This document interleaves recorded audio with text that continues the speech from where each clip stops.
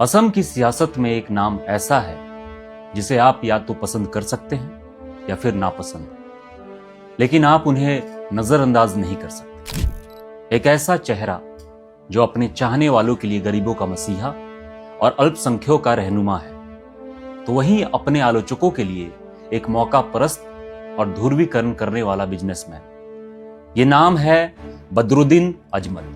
एक इत्र कारोबारी से असम की राजनीति का किंग मेकर बनने तक का उनका सफर किसी फिल्मी कहानी जैसा ही। एक तरफ वो 155 करोड़ से ज्यादा की संपत्ति के मालिक हैं, जो उन्हें असम के सबसे अमीर नेताओं में से एक बनाता है, तो दूसरी तरफ वो अजमल फाउंडेशन के जरिए 25 से ज्यादा स्कूल, कॉलेज और अस्पताल चलाने वाले समाजसेवी भी। ये दो तस्वीर एक ही सिक्के के दो पहलू हैं, और यही विरोधाभास बदरुद्दीन अजमल की शख्सियत को बेहद पेचीदा और दिलचस्प बना देता है। एक तरफ बदरुद्दीन अजमल के समर्थक उन्हें गरीबों का मसीहा मानते हैं, जो असम के जरूरतमंदों, खासकर बंगाली मूल के मुसलमानों के लिए स्कूल और अस्पताल बनवाते हैं। वहीं दूसरी तरफ उनके आलोचक उन्हें एक चतुर कारोबारी और एक विभाजनकारी नेता के तौर पर देखते हैं, जिसने अपनी सियासत के दम पर हजारों करोड़ों का साम्राज्य खड़ा कर लिया। 2024 के लोकसभा चुनाव में अपने ही गढ़ धुबरी में 10 लाख से ज्यादा वोटों की करारी हार ने इस बहस को और भी ज्यादा गर्मा दिया है। तो आखिर सच क्या है? क्या अजमल वाकई एक जन नेता है, या फिर वो सिर्फ एक और बिजनेसमैन है जो सत्ता का खेल खेलना जानते? आज हम इसी पहेली को परत दर परत खोलने की कोशिश करेंगे और समझेंगे कि बदरुद्दीन अजमल मसीहा है या सिर्फ एक बिजनेसमैन। बदरुद्दीन अजमल की कहानी समझने के लिए हमें साल 2005 में लौटना होगा। 12 फरवरी 1950 को असम के होजाई में जन्मे बदरुद्दीन अजमल देवबंद से पढ़ाई पूरी कर चुके एक इस्लामी विद्वान और अपने पिता के इत्र के कारोबार को दुनिया भर में फैलाने वाले एक कामयाब बिजनेसमैन थे। सियासत से उनका दूर दूर तक कोई लेना देना नहीं था, लेकिन 2005 में सुप्रीम कोर्ट के एक फैसले ने असम की सियासत में एक भूचाल ला दिया, और इसी भूचाल से बदरुद्दीन अजमल का राजनीतिक जन्म हुआ। सुप्रीम कोर्ट ने अवैध प्रवासियों अधिनियम यानी IMDT एक्ट को रद्द कर दिया। यह कानून असम में बसे बंगाली मूल के मुसलमानों को एक तरह की कानूनी सुरक्षा देता था, जिन्हें अक्सर बांग्लादेशी घुसपैठिए होने के शक से देखा जाता था। इस एक्ट के रद्द होते ही समुदाय में डर और असुरक्षा की भावना फैल गई। उन्हें लगा कि उस वक्त की कांग्रेस सरकार उन्हें अधिकारों की रक्षा करने में नाकाम रही। इसी राजनीतिक खालीपन को भरने के लिए बदरुद्दीन अजमल ने राजनीति में कदम रखा। अक्टूबर 2005 में उन्होंने Assam United democratic front AUDF की नींव रखी, जो बाद में all India United democratic front यानी AIUDF बनी। पार्टी का मकसद साफ था, असम के अल्पसंख्यकों को, खासकर बंगाली भाषी मुसलमानों के सियासी, सामाजिक और आर्थिक हकों के लिए लड़ना। अजमल ने खुद को इस समुदाय के सबसे बड़े हिमायती के तौर पर पेश किया, और इसका असर फौरन दिखा। लोगों ने उन्हें हाथों हाथ लिया। 2006 के असम विधानसभा में AIUDF ने अपनी पहली ही कोशिश में 10 सीटें जीतकर सबको हैरान कर दिया। खुद बदरुद्दीन अजमल 2 सीटों साउथ सलमारा और जमुना मुख से विधायक चुने गए। ये सिर्फ एक चुनावी जीत नहीं थी, यह असम की राजनीति में एक नई ताकत का आगाज था। अजमल अब सिर्फ एक बिजनेसमैन नहीं, बल्कि एक बड़े नेता बन चुके थे। उनका कद और तब बढ़ा जब 2009 में वो धुबरी लोकसभा सीट से जीतकर पहली बार सांसद पहुंचे। धुबरी, जहां बंगाली मूल के मुस्लिम वोटरों की भारी तादाद है, उनका मजबूत किला बन गया। 2011 के विधानसभा चुनाव में तो AIUDF ने कमाल ही कर दिया। पार्टी ने 18 सीटें जीती और कांग्रेस के बाद राज्य की दूसरी बड़ी पार्टी बनकर उभरी। एक वक्त तो ऐसा आया जब अजमल को किंग मेकर कहा जाने लगा, क्योंकि माना जाता था कि उनके समर्थक के बिना असम में सरकार बनाना मुमकिन नहीं है। लेकिन अजमल की कहानी का सिर्फ एक ही पहलू नहीं है, राजनीति के साथ साथ उनका सामाजिक काम भी चल रहा था। 2005 में ही उन्होंने अजमल फाउंडेशन की स्थापना की थी। इस फाउंडेशन के जरिए उन्होंने असम के पिछड़े इलाकों में शिक्षा और स्वास्थ्य की एक बड़ी मुहिम छेड़ी। आज अजमल फाउंडेशन 25 से ज्यादा स्कूल, कॉलेज, अनाथालय और अस्पताल चलाता है। उनका एक और बड़ा पहल है अजमल सुपर 40, जो होनहार गरीब बच्चों को IIT, JEE और नीट जैसी प्रतियोगी परीक्षाओं की मुफ्त कोचिंग देता है। इस संस्थान से निकले सैकड़ों बच्चे आज डॉक्टर और इंजीनियर बन चुके हैं। इन कामों की वजह से उनके समर्थकों की नजर में उनकी छवि एक मसीहा की बन गई, एक ऐसा नेता जो सिर्फ वोट नहीं मांगता, बल्कि जमीन पर काम करके दिखाता है। उनकी इसी शख्सियत के चलते उन्हें दुनिया के 500 सबसे प्रभावशाली मुस्लिमों की सूची में भी जगह मिली। उनके समर्थक कहते हैं कि अजमल ने उस कौम को आवाज दी जिसे हमेशा दूसरे दर्जे का नागरिक समझा गया। ये थी अजमल की मसीहा वाली तस्वीर। लेकिन जैसा हमने कहा, सिक्के का एक दूसरा पहलू भी है। अब बात करते हैं सिक्के के दूसरे पहलू की, यानी वो बदरुद्दीन अजमल जिन्हें उनके आलोचक एक चतुर बिजनेसमैन और ध्रुवीकरण करने वाला नेता के तौर पर देखते हैं। अजमल पर सबसे बड़ा इल्जाम यही लगता है कि वो सिर्फ और सिर्फ मुस्लिम, खासकर बंगाली मूल के मुसलमानों की सियासत करते हैं।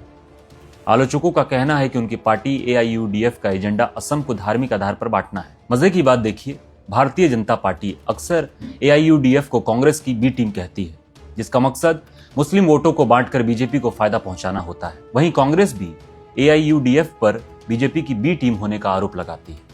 कांग्रेस का तर्क है कि अजमल की कट्टर छवि की वजह से हिंदू वोट एकजुट होकर बीजेपी के पाले में चले जाते हैं। 2021 के विधानसभा चुनाव में कांग्रेस ने AIUDF के साथ गठबंधन भी किया था, लेकिन चुनाव हारने के बाद यह गठबंधन टूट गया और कांग्रेस ने अजमल की पार्टी को सांप्रदायिक करार दे दिया। अजमल के अपने बयान भी अक्सर विवादों में रहते हैं। 2021 के चुनाव प्रचार के दौरान उनके एक बयान पर खूब हंगामा हुआ, जिसमें उन्होंने कहा था कि अगर बीजेपी दोबारा सत्ता में आई तो वो हजारों मस्जिदों को तोड़ देगी और दाढ़ी टोपी वालों पर जुल्म करेगी। उन पर डर की राजनीति करने का आरोप लगा। इसी तरह बाबरी मस्जिद, राम मंदिर के मुद्दे पर भी उनके बयानों को भड़काऊ माना गया। आलोचक यह भी सवाल उठाते हैं कि अगर अजमल वाकई अल्पसंख्यकों के इतने बड़े हमदर्द हैं, तो उनके अपने गढ़ धुबरी जैसे इलाके इतने पिछड़े क्यों हैं? 15 साल सांसद रहने के बावजूद धुबरी आज भी असम के सबसे पिछड़े इलाकों में क्यों गिना जाता है? स्वास्थ्य, शिक्षा और बाढ़ जैसी बुनियादी समस्या आज भी जस की तस है। आलोचक कहते हैं कि अजमल ने इस मुद्दे को सुलझाने के बजाय लोगों को सिर्फ भावनात्मक और धार्मिक मुद्दे में उलझाए रखा, ताकि उनकी सियासत चमकती रहे। और फिर आता है उनके विशाल कारोबारी साम्राज्य का सवाल। 2024 के लोकसभा चुनाव के हलफनामे के मुताबिक बदरुद्दीन अजमल और उनके परिवार की कुल संपत्ति 155 करोड़ रुपए से ज्यादा है। यह आंकड़ा उन्हें असम के सबसे अमीर उम्मीदवारों में से एक बनाता है। आलोचक इस बात को ऐसे पेश करते हैं कि अजमल ने राजनीति को भी एक बिजनेस बना लिया है। वो कहते हैं कि अजमल फाउंडेशन के जरिए जो सामाजिक काम होते हैं, वो दरअसल उनकी राजनीतिक छवि को चमकाने और अपने वोट बैंक को मजबूत करने का एक तरीका मात्र है। ये आरोप भी लगते हैं कि उनकी पार्टी बांग्लादेश से आए अवैध प्रवासियों की रक्षा करती है, जिससे असम की संस्कृति और जनसंख्यिकी को खतरा है।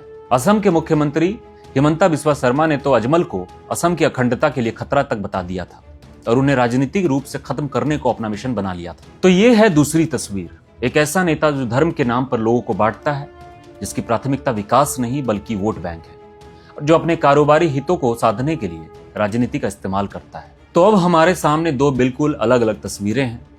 एक तरफ है मसीहा अजमल, जो स्कूल, अस्पताल बनवाते हैं और हाशिए पर पड़े समाज को सियासी आवाज देते हैं।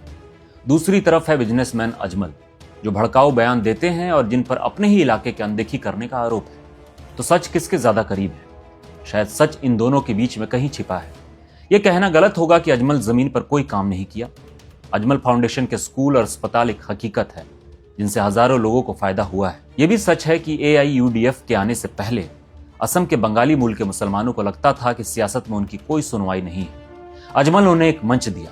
लेकिन यह भी उतना ही बड़ा सच है कि अजमल की राजनीति ने असम में धार्मिक दरारों को और गहरा किया है। उनकी मुस्लिमों के रक्षक वाली छवि ने गैर मुस्लिम समुदाय में एक प्रतिक्रिया पैदा की, जिसका सीधा फायदा बीजेपी को मिला। और इस दोहरी राजनीति का सबसे बड़ा इम्तिहान हुआ 2024 के लोकसभा चुनाव में। धुबरी, जो अजमल का अजय किला माना जाता था, वहीं पर उन्हें अब तक की सबसे बड़ी हार झेलनी पड़ी। कांग्रेस उम्मीदवार रकीबुल हुसैन ने उन्हें 10,12,000 से भी ज्यादा वोटों के रिकॉर्ड से हराया। यह भारत के चुनावी इम्तिहान की सबसे बड़ी जीतों में से एक थी।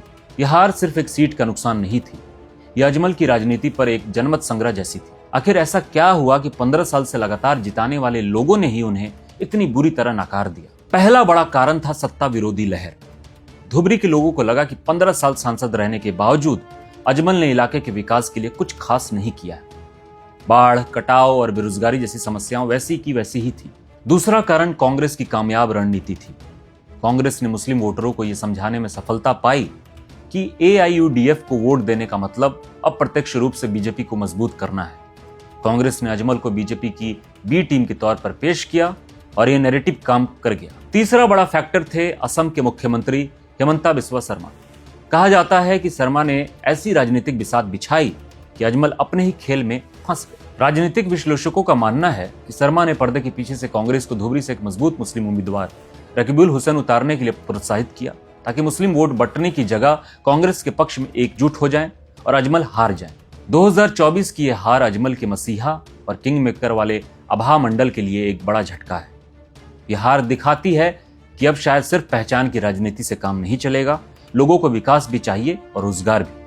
तो क्या 2024 की एक करारी हार बदरुद्दीन अजमल की राजनीति का अंत है?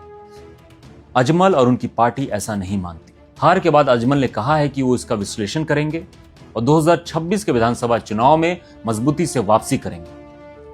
AIUDF ने घोषणा की है कि वो 2026 में करीब 35 सीटों पर अकेले चुनाव लड़ेंगे। कांग्रेस से तो अब उनके रिश्ते लगभग खत्म हो चुके हैं। ऐसे में अजमल नए साथियों की तलाश में है। उनकी नजदीकियां असुद्दीन ओवैसी की पार्टी AIMIM से बढ़ने की खबरें हैं। माना जा रहा है कि अजमल और ओवैसी 2026 का चुनाव मिलकर लड़ सकते हैं ताकि मुस्लिम वोटों पर अपनी पकड़ मजबूत कर सके। लेकिन राह आसान नहीं। 2024 की हार ने साबित कर दिया है कि वोटर अब किसी एक नेता या पार्टी के बंधुआ नहीं है। वो भी विकास और राष्ट्रीय राजनीति में अपनी भूमिका को लेकर सचेत हो रहे हैं। कांग्रेस ने असम में मुस्लिम वोटों के बीच अपनी खोई जमीन वापस पा ली। ऐसे में अजमल को अपनी पूरी राजनीतिक रणनीति पर फिर से सोचना होगा। उन्हें यह तय करना होगा कि वो सिर्फ बंगाली मूल के मुसलमानों के नेता बने रहना चाहते हैं या असम के सभी पिछड़े वर्गों की आवाज बनेंगे। उन्हें अपने ऊपर लगे बीजेपी की बी टीम और ध्रुवीकरण के एजेंट के ठप्पे को भी मिटाना होगा। आने वाला वक्त ही बताएगा कि अजमल इस चुनौती का सामना कैसे करते हैं। तो बदरुद्दीन अजमल की कहानी एक व्यक्ति की नहीं बल्कि भारत की अल्पसंख्यक राजनीति की उलझनों की कहानी है। एक तरफ वो अपने समर्थक के लिए नायक हैं तो दूसरी तरफ आलोचकों की नजर में वो एक ऐसे नेता हैं जिन्होंने समाज को बांटा। उनका उदय एक राजनीतिक जरूरत का नतीजा था तो उनकी हालिया हार भी बदलती उम्मीदों का प्रतीक है। वो एक ही समय में एक परोपकारी समाज सेवी हैं और एक चतुर कारोबारी भी। तो सवाल वही है, बदरुद्दीन अजमल की विरासत क्या होगी? एक मसीहा जिसने अपने लोगों को आवाज दी या एक कारोबारी जिसने सियासत को भी एक सौदा बना दिया? क्या 2024 की हार एक युग का अंत है या एक नई और शायद ज्यादा मुश्किल पारी की शुरुआत? इस पर आपकी क्या राय है? क्या बदरुद्दीन अजमल एक मसीहा है, एक बिजनेसमैन है या कुछ और? हमें नीचे कमेंट्स में अपनी राय जरूर बताएं और ऐसे ही निष्पक्ष राजनीतिक विश्लेषण के लिए हमारे चैनल को सब्सक्राइब करना ना भूलें। धन्यवाद।